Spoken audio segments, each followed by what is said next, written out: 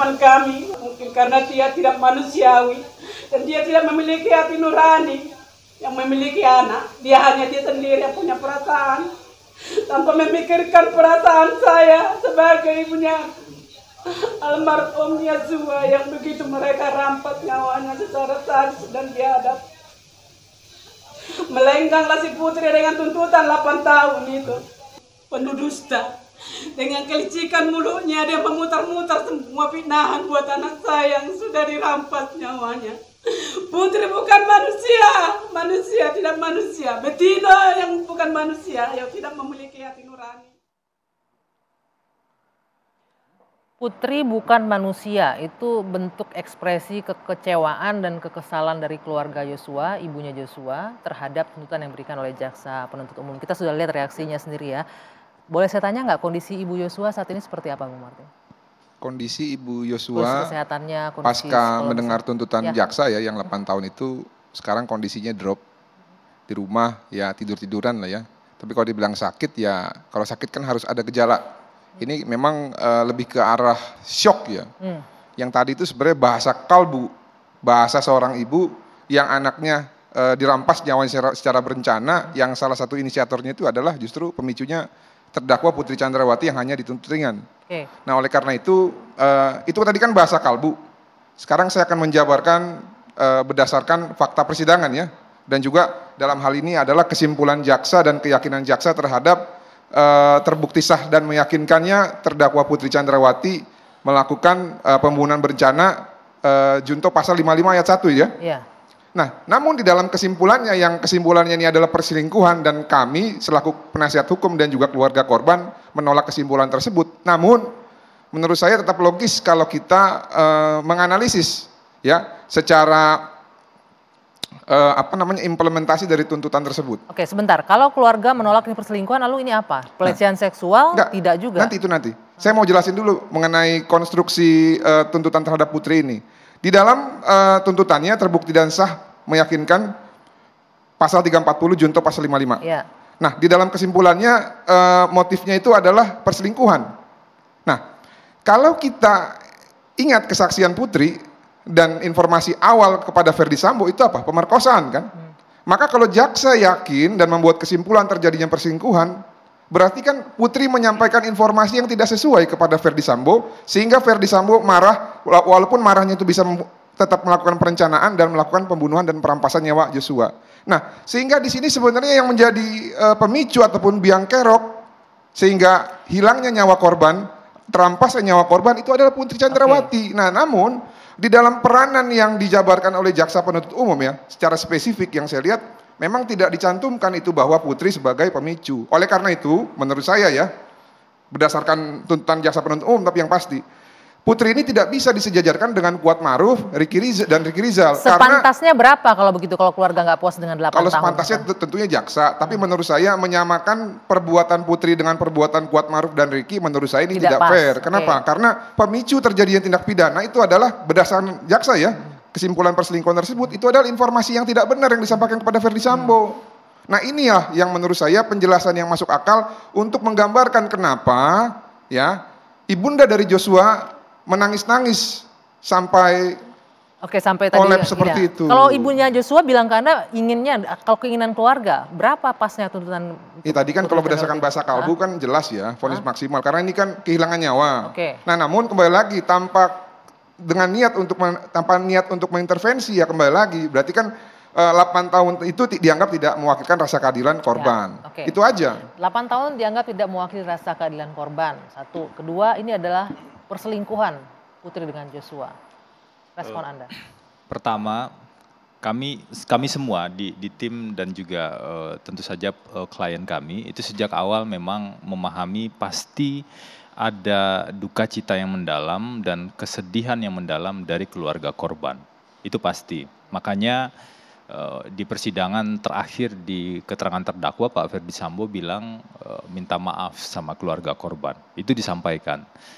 Permintaan maaf. Apakah permintaan maaf itu diterima atau tidak, itu tentu dikembalikan pada keluarga korban. Tetapi itu disampaikan sebenarnya tidak hanya sekali, tapi juga disampaikan berkali-kali. Itu yang pertama, Anggi. Yang kedua, kami sejak awal setelah dituntut, kami tidak bicara dan tidak mempersoalkan atau mengomentari lah tepatnya soal angka tuntutan. Kenapa? Karena bagi kami yang paling penting adalah apakah argumentasi atau dalil-dalil yang disampaikan jaksa atau tuduhan yang dibuat jaksa terhadap Bu Putri Chandrawati itu terbukti atau tidak. Itu poin yang paling utama.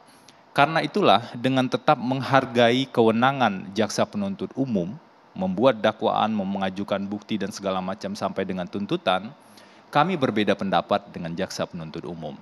Ada 15 poin yang kami identifikasi di tahap awal ini, karena waktu kan masih ada ya, waktu diberikan 1 minggu. Ada 15 poin yang kami identifikasi yang tuduhan tersebut itu berdasarkan asumsi.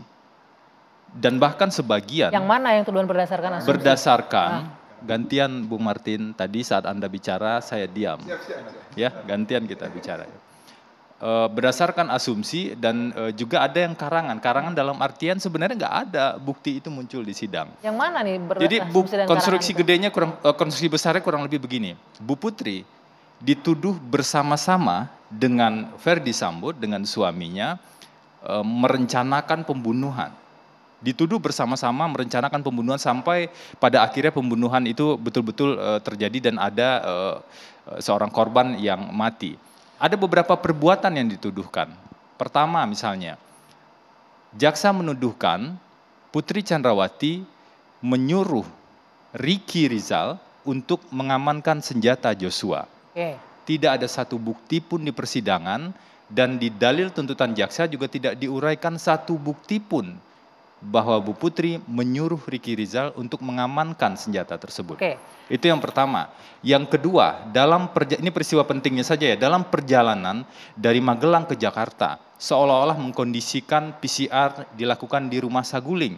Padahal di fakta sidang muncul bukti-bukti sejumlah saksi, bahkan dari pihak lab juga bahwa memang biasa lab tersebut dipesan untuk tes PCR dan memang sudah dipesan di Rumah Saguling. Bu Putri tidak tahu menahu soal hal teknis seperti itu. Sebelum saya lupa Bung Febri, saya potong. Itu kan poin Anda panjang ya, kita bisa baca juga di online itu banyak sekali. Tapi tadi Anda bilang kami memang tidak merespon tuntutan jaksa yang 8 tahun. Kalau saya melihat ya wajar saja mungkin tidak merespon karena sebagai seorang yang disebut pemicu terjadinya peristiwa ini mungkin 8 tahun ya cukup itu poin yang paling krusial. Apakah benar Putri Chandrawati adalah pemicu yang kemudian membuat gelombang bola salju ini terjadi, atau Putri Chandrawati sebenarnya adalah korban dari, kami menyebutnya dengan dugaan kekerasan seksual. Tapi berdasarkan fakta-fakta persidangan, JPU berkesimpulan bahwa ini bukan pelecehan atau kekerasan seksual, melainkan ada perselingkuhan di situ.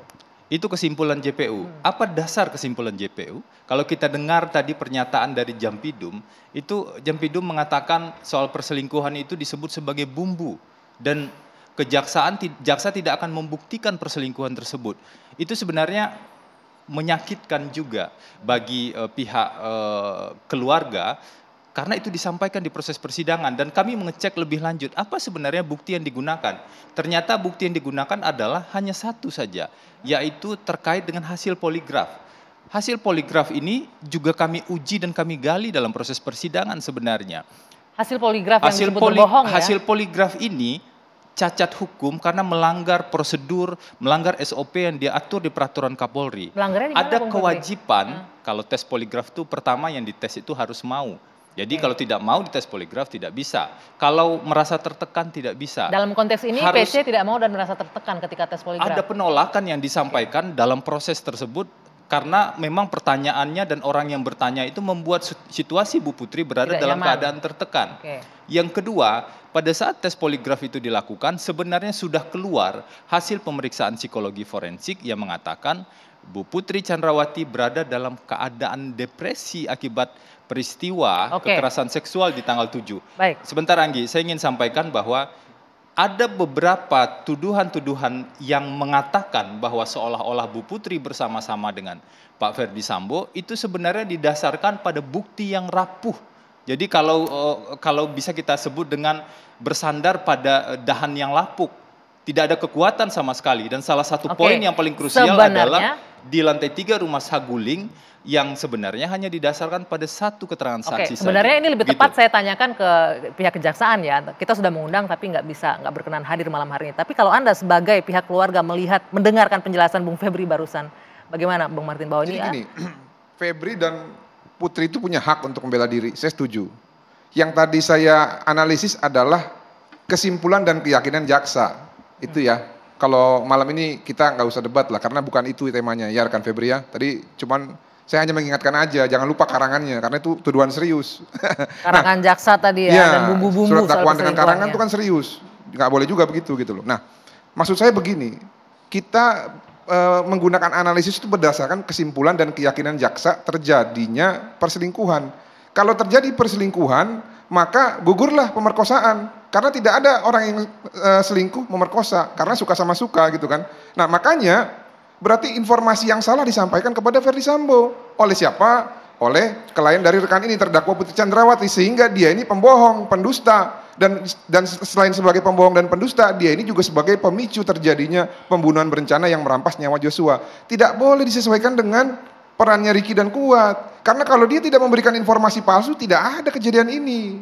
Itu maksud saya gitu loh Mbak Dwi. Makanya saya bilang, tidak berlebihan rasanya kalau Ibu Joshua nangis-nangis sampai dengan saat ini harus bed rest. Oke, baik. Nanti saya akan minta pandangan dari Prof. Gayus juga. Kita harus jeda dulu sejenak. Dosis akan kembali sesaat lagi.